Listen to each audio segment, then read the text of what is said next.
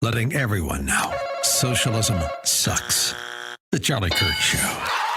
All right, welcome back to the Charlie Kirk Show. We are still getting blown up by emails here. No pun with the pipe bomb story, but we're still getting a lot of your emails about the 50-year mortgage. Colleen is worried that we're being swayed by the email from emails from you guys that seem a little bit more positive than we anticipated. Don't worry, Colleen. I still don't think it's a great idea. I still think it papers over the issue. I will say that it could be a tool. It could be a useful tool for people to get in the market. You still get to write off your mortgage. I think you could make it even better, candidly. And I want to highlight this Lomas tweet really quick. But why don't you read some of the other ones while I find that? Because Lomas has some good ideas. Yeah, sure. With Jonathan Keeperman, who was on the show on Friday, actually. Actually, I found it if you want me to. Yeah, go for it. Yeah, let's just go for it. So Lomas says, and this is image 98 if you want to throw it up. He says, back of the napkin proposal for MAGA home buying policy. Foreign nationals purchase something like 2% of American homes every year, mostly in luxury areas and much of it in cash. This should come with a steep tax. Such a tax is common elsewhere. Canada, etc., has a non-resident acquisition tax. Use that tax to offset interest payments for first-time native-born homebuyers. States should add additional property tax rebates for first-time homebuyers born in their state. Married couples buying for their first home should also receive additional interest rate discount. Listen, I love all the creativity. Some of these probably have negative side effects that we haven't fully fleshed out. But when you say, "Oh, you're married," you would probably get marriage fraud at that point. But we already have plenty of that. Right, exactly. I mean, Ilhan Omar would be first example. But no, I mean, incentivizing good behavior though, and then disincentivizing foreigners, straight up banning institutional money from being able to purchase these homes. Private equity is another area of debate. You just have to think, like, what is our goal here? And it's, as Charlie pointed out, the goal is to create an ownership society where people feel they have a stake in it. And that might mean we need to arrange things with mortgages where it's not an endlessly growing investment vehicle. Well, I'll have you explain that on the other side of this break when we welcome back radio. We're going to be back in 2 seconds. Don't go anywhere.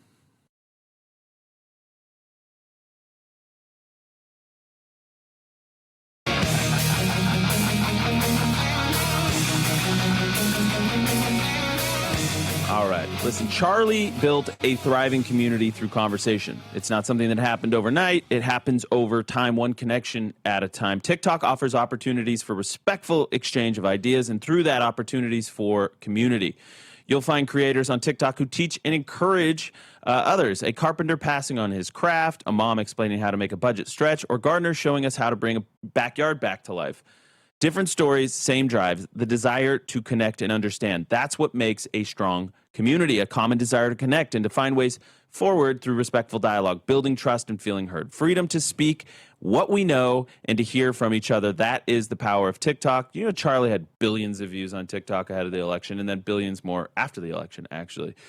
So TikTok is a place to speak, to listen, to remind each other of what connection look like. Portions of the Charlie Kirk Show are sponsored in part by TikTok. It's a new American owners. So Blake, let's. We have just so many emails. We wanted to make more time in the show to get through them. Go ahead. Oh yeah. Just also, I want to apologize because someone said they went to the same high school as Boyz II Men, and I am too much of a young person, unlike our older co-host. Yeah. So I thought Boyz II Men was like a '90s movie. It is a band. It is a band I have never listened to. Motown Philly, baby. Motown Philly. We should go out on this is beyond my ken. I just want to apologize on that before I get dunked on massively by everyone. Here. Oh, do you have one? Because I got one that defends you. Yeah. We have one where M. Robert says, "You guys are insane." Boomer here. "You guys are insane advising young listeners that a 50-year mortgage is any kind of solution, and you should be ashamed of yourselves."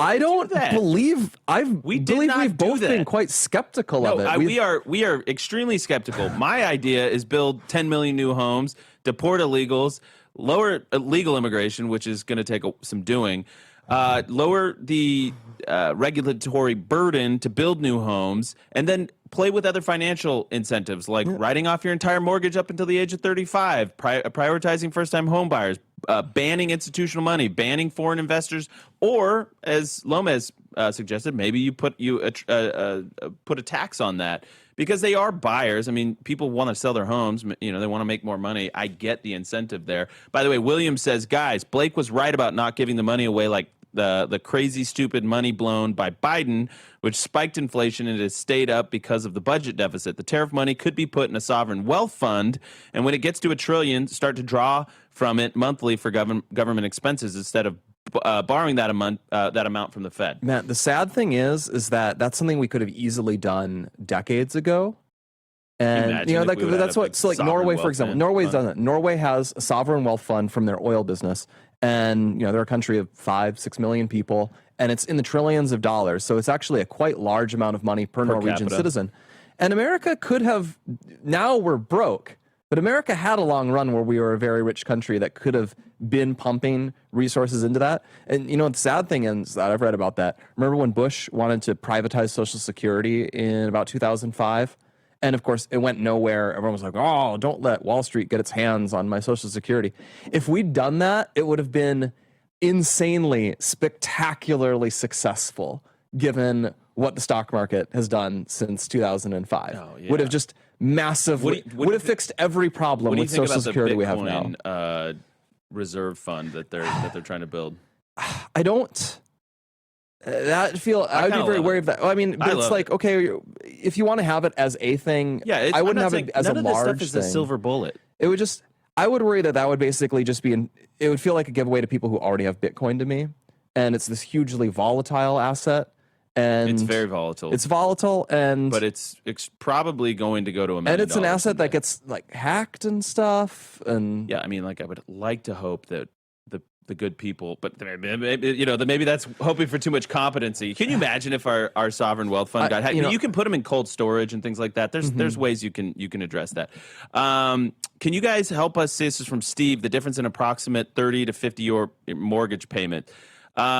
It will be lower. The payment would be lower. Yeah, but the overall cost of the loan would be much higher. It would be about looking at its the AI generated summary when I just asked for a plug-in difference. It said if you took a $500,000 loan at a 6.22% interest rate, you would pay 87% more total interest. Instead of $600,000 in interest, it'd be $1.1 million in interest. But what would the monthly payment be? It doesn't say here. Yeah, it will be much lower. I will tell you, the first home I bought was probably against the rules. Dave Ramsey would have been so mad at me, but I made out like a bandit on it. I did an interest-only loan on a home I otherwise couldn't afford, sold it after 2.5 years, and we did well with it because we bought in a really good neighborhood. So some of this stuff is like, there's a general rule of thumb, and then there's reality. I'm not saying I was in the majority, but it worked.